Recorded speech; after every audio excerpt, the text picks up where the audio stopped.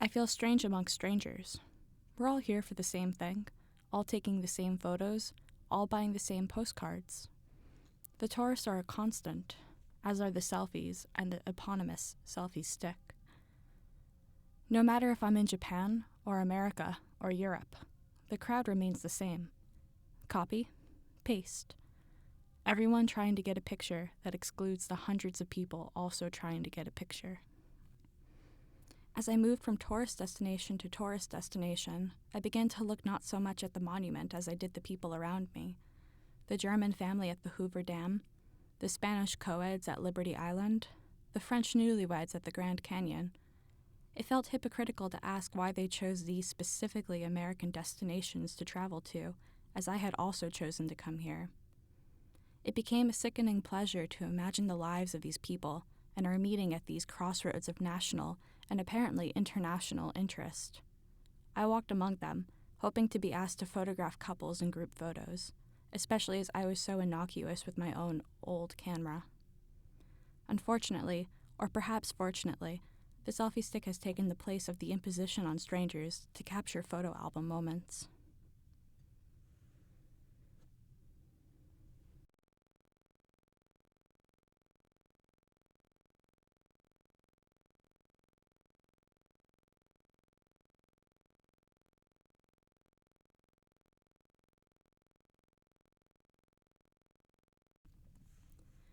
Hence, tourist etiquette. People are so generous when it comes to skirting around others' photos. They do a small tango when they approach the frame, signifying more their apologies for delaying the shot than actually evading the moment.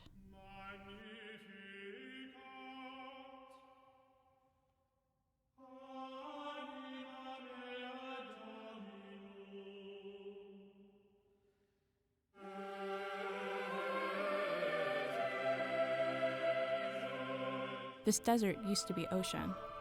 Then the water levels fell, and now this is what's left. All of these formations were carved by the forces of nature and are constantly changing, now affected by the ebbing and flowing of the wind rather than the sea.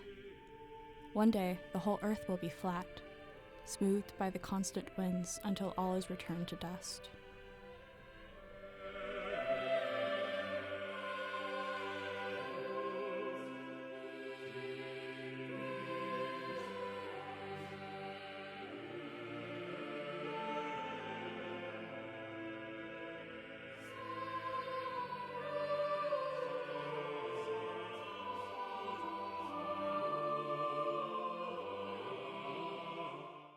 Pilgrimage is just another word for spiritual tourism.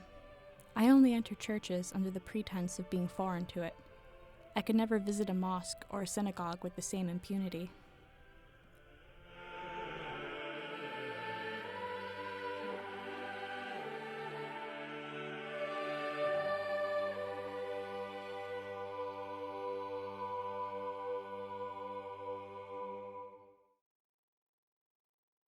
The editing software allows me to scrub back and forth with incredible speed, reducing weeks and months into seconds.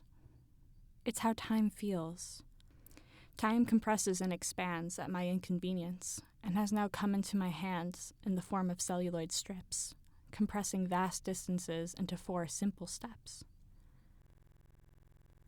New Mexico, Arizona, Utah, Colorado, New Mexico, Arizona, Utah, Colorado, New Mexico, Arizona, Utah, Colorado, New Mexico, Arizona, Utah, Colorado.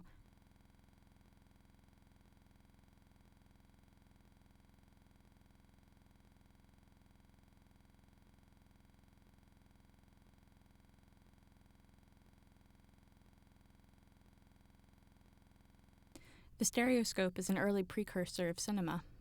2 still images, taken in a very short distance from each other, combined by the crossing of eyes to get a 3D image. Cinema is all about bringing the image closer, until you feel enveloped in it. It's a means to lose yourself, to forget everything except the image. Narrativity is a fun bonus.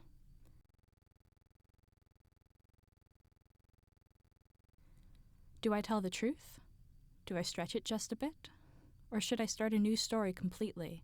More exciting that way, isn't it? Yeah. Real life isn't convenient. It's not poetic. The peaks and valleys never occur when you need them to. But that's where I come in.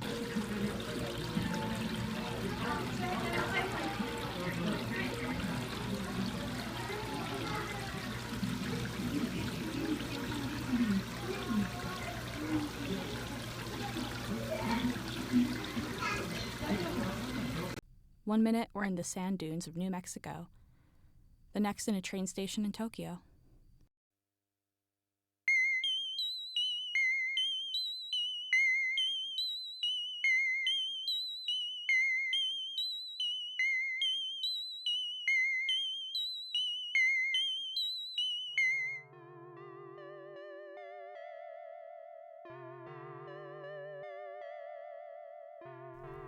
There are times when I get behind the camera that I begin to feel like those who came before me. The camera evokes their ghosts. Film has such a brief history, and the players in it are predecessors from not long ago. Much has changed in the world since the Lumiere brothers showed their spectacle in a darkened Parisian theater. Film has become the medium of postmodernity. It's brought the distance closer, compressed distance to a matter of meters. Weeks and months of lived experience, captured.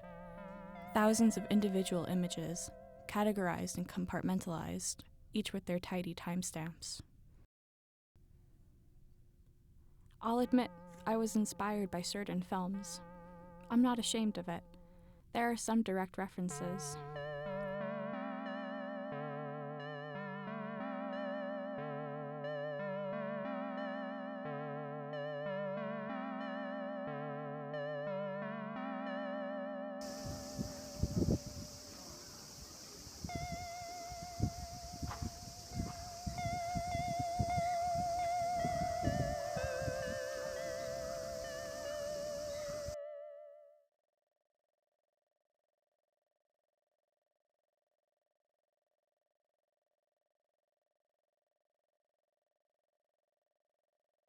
Historical tourism is another matter altogether. Every German city has its line of postcards depicting ruin and destruction, reminding you that every building is a reconstruction of a severed past. In Köln, the whole city was leveled except for the cathedral, which lay in disrepair. The border of the Berlin Wall was a wasteland. Dresden expired in flames, the images of which are readily available, 2 for €1. The not-so-distant past. Memorials serve to flatten the tragedies and become their telos.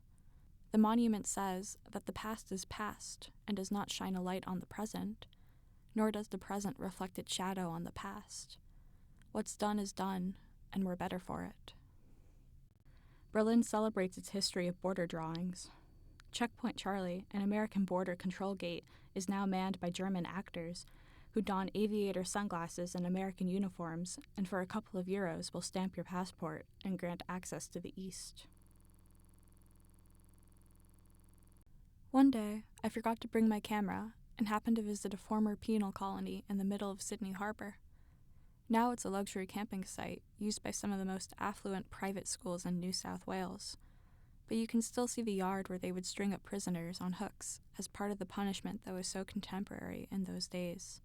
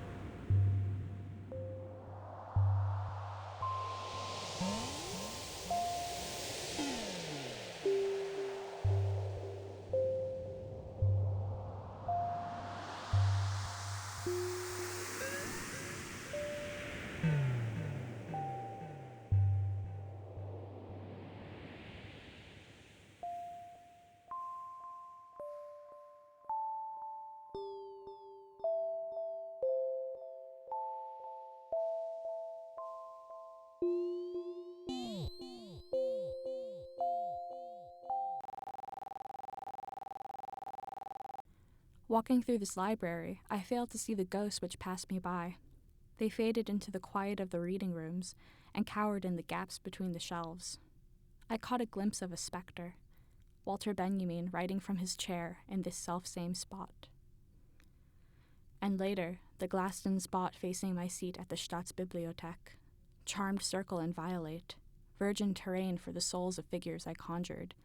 This work has to develop to that highest degree, the art of citing without quotation marks. Its theory is intimately related to that of montage. Whispers and pencil scratches drew my ear away as I looked into the plate glass. I disrupted the silence for 1/60th of a second, and later found that a lone man had spied me and withdrew from my frame. By signaling to me his protest, he has paradoxically become the focal point of the image. Someone else has spied me. It's hard to keep this camera a secret. Quick. A flash of a face, then gone again. Let's replay that. Slow it down. Frame by frame.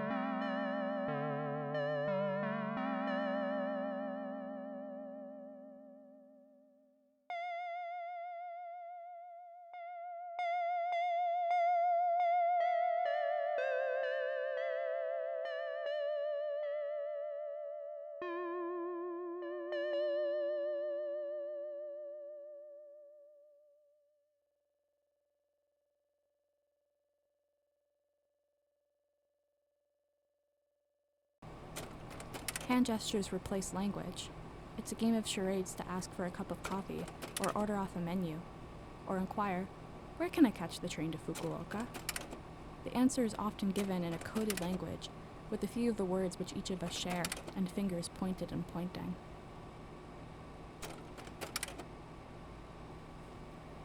This is the box where all gestures should be contained.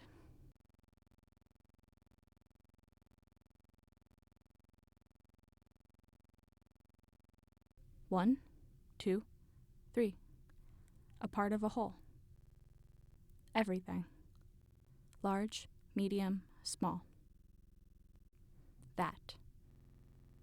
That and that. Together. Me. You. To me. What? Or where? Or which? Or how?